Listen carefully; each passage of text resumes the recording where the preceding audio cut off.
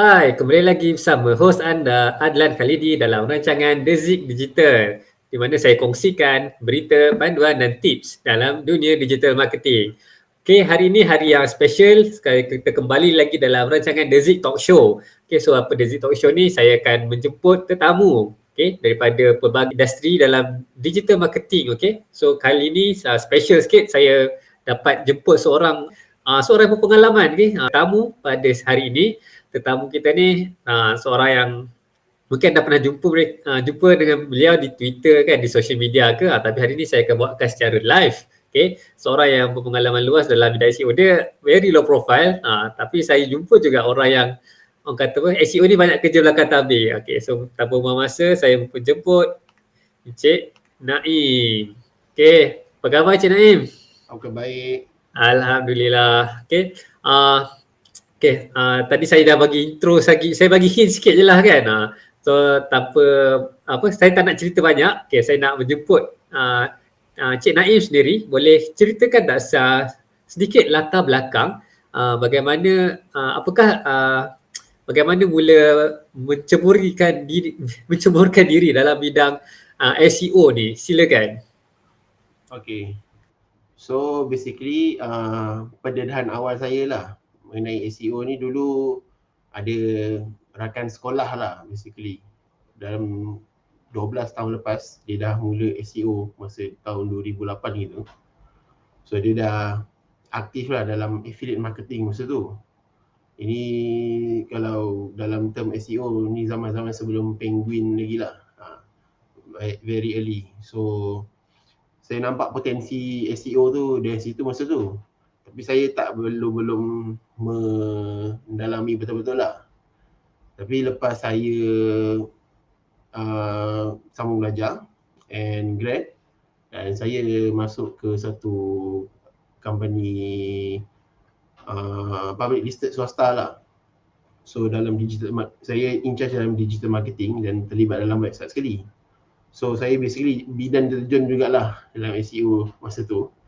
So saya pick up dari situ lah bab SEO. So ada part yang internally macam saya kena buat sendiri, tapi sebab kita masa tu adalah public listed, so basically kita engage dengan banyak agensi SEO lah untuk website projek-projek kita.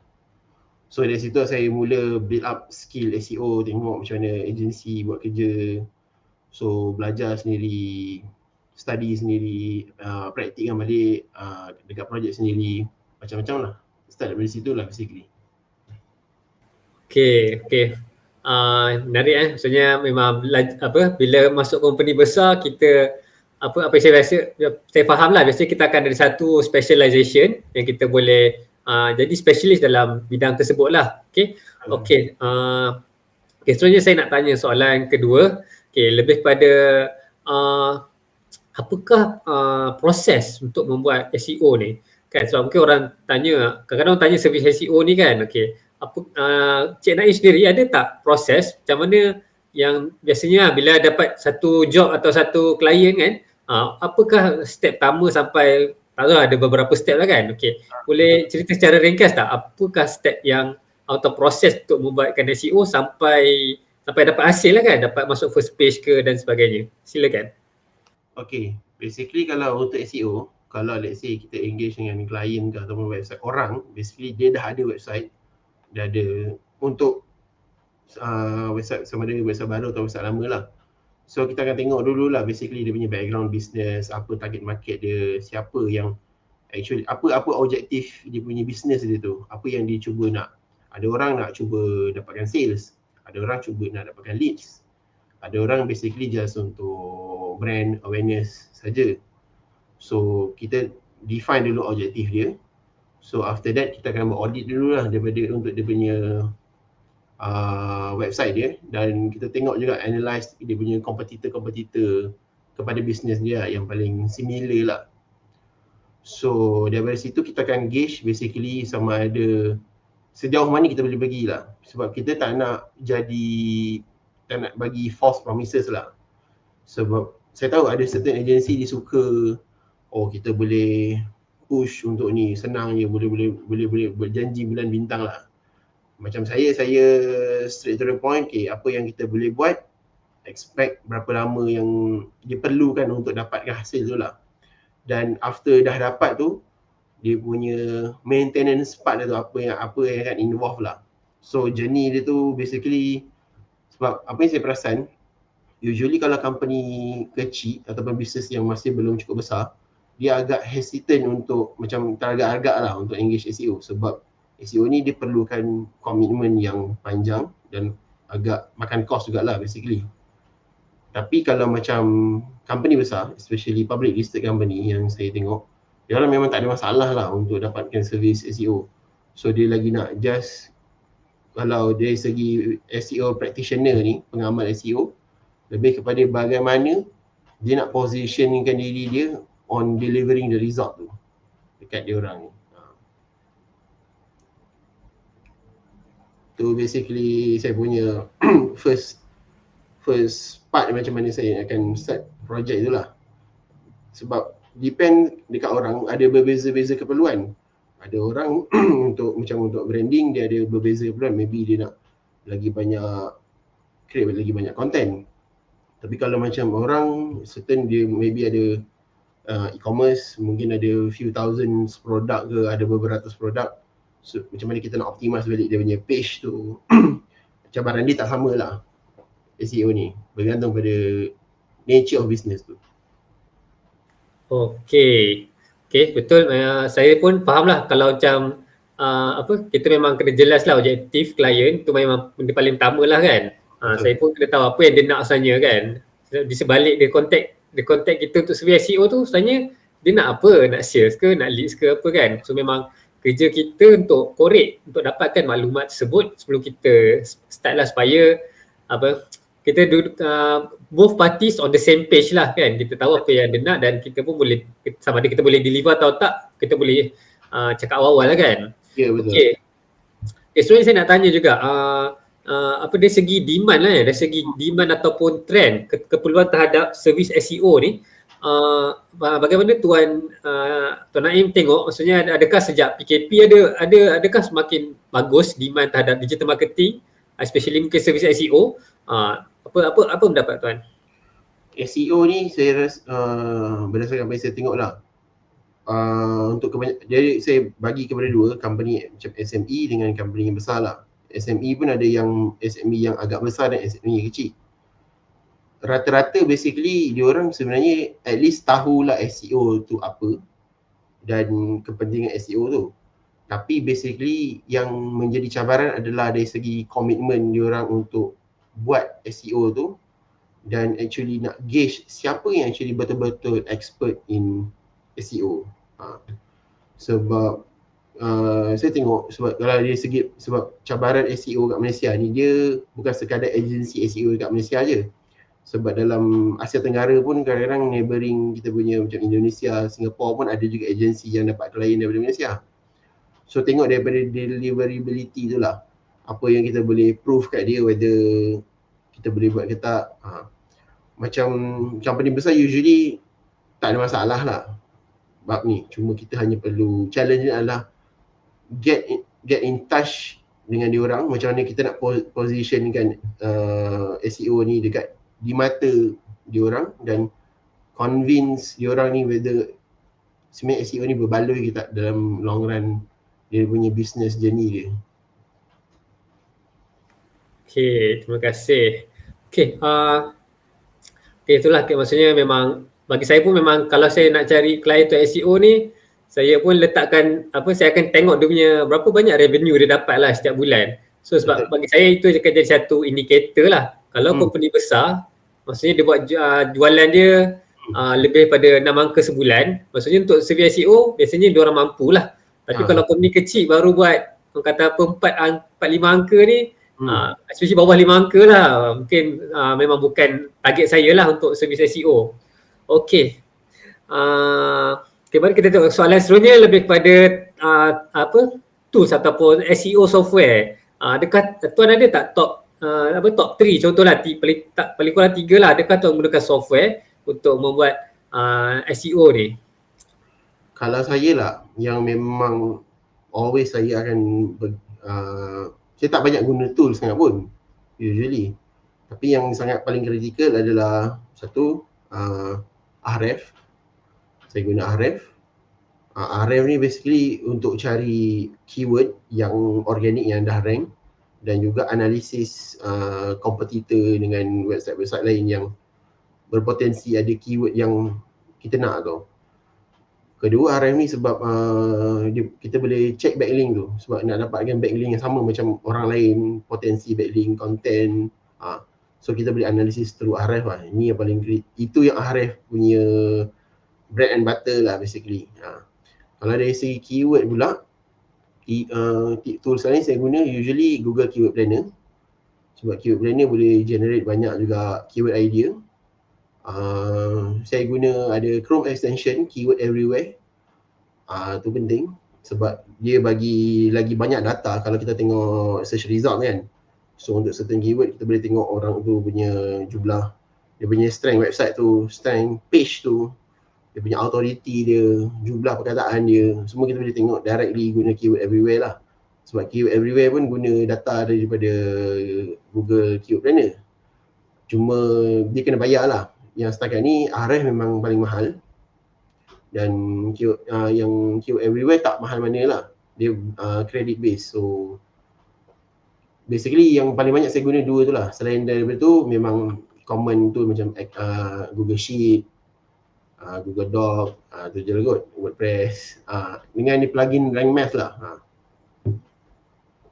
Itu yang saya pakai setakat ni lah. Okay, saya pun saya pun pakai juga Ahref dan tapi saya masih saya cuba beberapa juga software lah selain pada Ahref, ada juga lah software lain kan. So kalau memang serius bagi saya memang Ahref is the best lah untuk dapatkan the keyword semua kan. Betul. Okay, mari kita lihat soalan seterusnya. Okay, kalau apa nasihat tuan untuk bisnes, adakah mereka yang baru nak start ataupun adakah mereka perlu engage dengan servis SEO kalau mereka baru nak start bisnes ataupun apakah untuk bisnes yang baru kan? Adakah tuan lagi prefer untuk orang go for macam Google Ads, paid ads ke ataupun social media ads saja ke? How do you see untuk nasihat untuk bisnes baru ni? Untuk bisnes baru lah, saya punya suggestion lah, basically sebab kita consider dari segi masa, speed of execution dengan friction lah. First, fokus pada social media dulu, dapatkan traction social media macam Facebook, Instagram, TikTok. Kemudian boleh engage untuk Google Ads basically, untuk fokus dengan dekat bottom of the funnel punya keyword. Kita basically tembak dari situ. After that, bila dah grow substantially, baru saya rasa kat situ baru boleh start dengan SEO lah. Sebab SEO ni problem dia sangat banyak kerja renyah tau di belakang yang orang sebenarnya tak perasan tau. Agak leceh lah. Dan saya rasa bisnes kecil tak mampu untuk allocate masa ataupun resources basically untuk either buat sendiri ataupun even outsource ke orang lain lah. Agak challenging lah basically untuk bisnes kecil yang masih lagi revenue dia tak banyak untuk commit to SEO. Bila dah, especially SEO ni dia lebih mudah, jauh lebih mudah kalau business tu ada brand. Kalau dia ada brand, sebab basically dia akan ride on that brand lah. Sebab kalau kita tengok macam brand-brand besar, especially kalau even ambil pakaian ke, makanan ke, memang basically lebih daripada separuh effort SEO brand-brand ni datang daripada branding effort tu, bukannya direct daripada kerja-kerja SEO. So basically kalau brand kecil nak start daripada SEO dulu dan baru branding, saya rasa memang sangat-sangat mencabar lah. Boleh, tapi kerjanya sangat-sangat banyak dan panjang lah. Okay, dan saya ada soalan last Okay, apakah nasihat kalau ada orang yang baru nak mencuburi bidang SEO ni, okay, contohnya baru fresh grad lah kan, dia mungkin baru grad digital marketing course ke apa. Okay, apakah nasihat untuk mereka yang baru nak mencuburi bidang ni? Satu, SEO dia jangan takut untuk test, satu. Kedua, orang tu mesti orang yang saya rasa benda kriteria pertama karakter orang dalam SEO ni adalah penyabar lah. Memang kena banyak sabar. Sebab result dia memang tak instant. Untuk even contoh let's say kita buat content, let's say kita buat certain optimization, untuk nampak efek tu properly berjalan dan berkesan ke jadi tak jadi tu usually at least 3-4 bulan tau. Kalau Facebook kita tekan publish ni, lepas dia review, esok dah boleh tengok, petang nanti dah boleh tengok dia punya leads ke result tu dah start masuk sebab impression tu direct. Tapi kalau SEO memang sangat-sangat lambat lah. Bab tu, bab kesabaran tu kena ada lah.